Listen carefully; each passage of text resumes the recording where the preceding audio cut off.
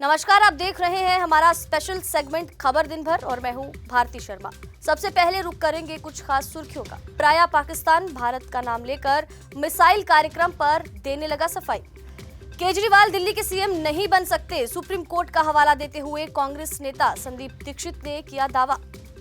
गणतंत्र दिवस पर दिखेगी पंजाब, हरियाणा और चंडीगढ़ की झांकी। दिल्ली की झांकी इस बार भी रिजेक्ट हुई। मोहाली के गांव सोहाना में इमारत गिरने का मामला, मलबे में कई लोगों के दबने की आशंका, 2 लोगों की मौत की खबर सामने आई। दिल्ली के 3 स्कूलों में बम की धमकी देने का मामला, स्कूल में पढ़ने वाले 2 छात्रों ने ही दी थी धमकी। बढ़ रहे सड़क हादसों पर लगाम लगाने के लिए अंबाला पुलिस सतर्क, पुलिस अधीक्षक NH1 पर चलाएंगे चेकिंग अभियान।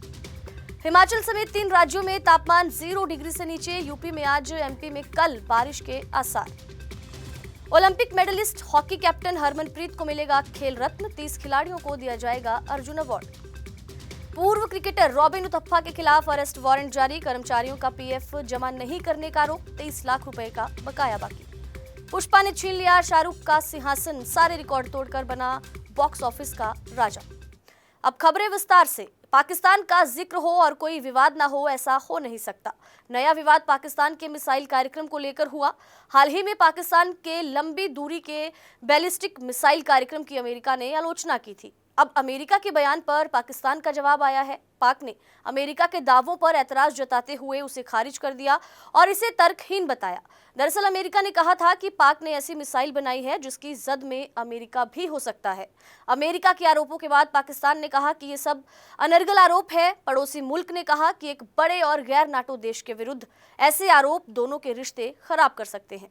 पाक ने भी ये कहा कि हमने अमेरिका के प्रति कभी कोई दुर्भावना नहीं रखी, यहाँ तक कि रिश्ते निभाने के लिए कई बार कुर्बानी भी दी, साथ ही अमेरिकी पॉलिसी का नुकसान भी झेला। कांग्रेस नेता संदीप दीक्षित ने आम आदमी पार्टी के राष्ट्रीय संयोजक और दिल्ली के पूर्व CM अरविंद केजरीवाल पर निशाना साधा। उन्होंने कहा कि अरविंद केजरीवाल दिल्ली के मुख्यमंत्री नहीं बन सकते। संदीप दीक्षित ने आगे कहा कि सुप्रीम कोर्ट ने साफ कहा था कि हम जेल से बाहर तो उनको आने दे रहे हैं, लेकिन वो दिल्ली के CM के तौर पर किसी भी फाइल पर साइन नहीं कर सकते। न CM दफ्तर जा सकते हैं, न किसी अधिकारी से मिल सकते हैं, न अधिकारियों को आदेश दे सकते हैं।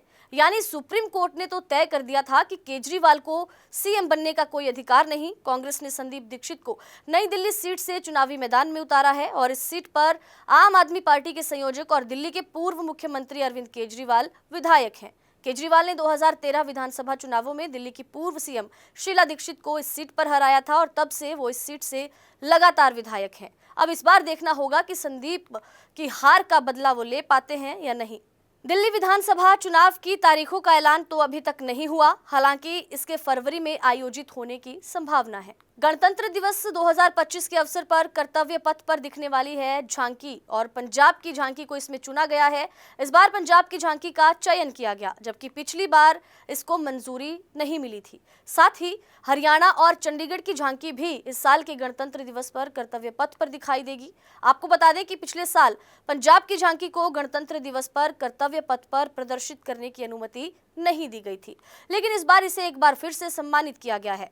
और ये निर्णय पंजाब के लिए काफी गर्व का पल भी है, क्योंकि झांकी देश की सांस्कृतिक धरोहर और विविधता का प्रतीक होती है। पंजाब के साथ साथ हरियाणा और चंडीगढ़ की झांकी भी कर्तव्य पथ पर दिखाई जाएगी और ये तीनों राज्यों की सांस्कृतिक धरोहर और समृद्धि को दर्शाती है। गणतंत्र दिवस पर ये झांकियां न केवल राज्यों की कला और संस्कृति को प्रदर्शित करेंगी, बल्कि देशवासियों को एकता और विविधता का संदेश भी देंगी। अगली खबर पंजाब के मोहाली से, जहां पर सोहाना में गत शाम 3 मंजिला इमारत ताश के पत्तों की तरह भरभरा कर गिर गई। इस दौरान कई व्यक्ति मलबे में दबे हुए हैं और कई लोगों को बाहर भी निकाला गया। बताया जा रहा है कि मलबे में 2 लोगों के शव मिले हैं। अंबाला के रहने वाले 28 साल के अभिषेक का शव मलबे से निकाला गया। वो यहाँ पर ट्रेनिंग के लिए जिम में आए हुए थे और तभी अचानक ये हादसा हुआ।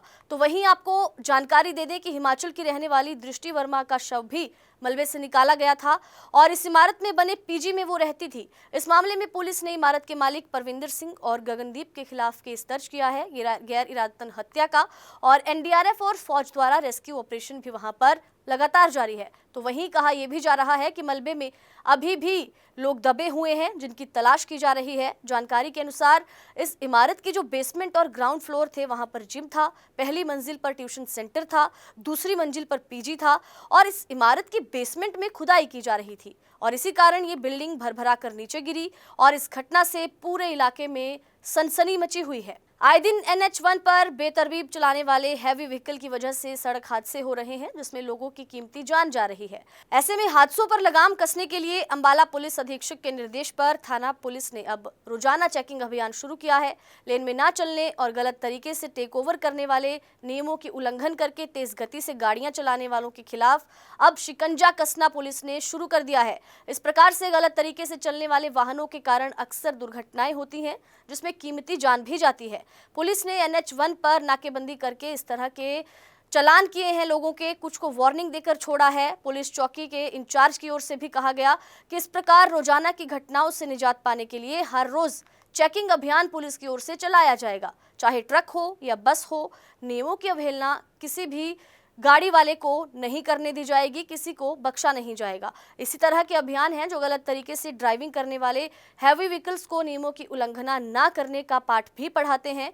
और आगे पुलिस अधिकारी ने कहा कि अब जानबूझकर कानून को हाथ लेने वालों का भी चालान किया जाएगा। ये जो अभियान है ये लगातार जारी रहेगा ताकि अनहोनी और दुर्घटनाओं से बचा जा सके। भारतीय हॉकी टीम के कप्तान हरमनप्रीत सिंह को खेल रत्न अवार्ड से नवाजा जाएगा। उनकी कप्तानी में भारतीय हॉकी टीम ने पेरिस ओलंपिक 2024 में ब्रॉन्ज मेडल जीता था। इसके अलावा एक पैरा एथलीट को भी खेल रत्न दिया जाएगा। पैरा ओलंपिक 2024 में शूटिंग में 4 मेडल जिताने वाले सुभाष राणा को द्रोणाचार्य अवार्ड से सम्मानित किया जाएगा। एक अन्य कोच को भी द्रोणाचार्य अवार्ड से नवाजा जाएगा।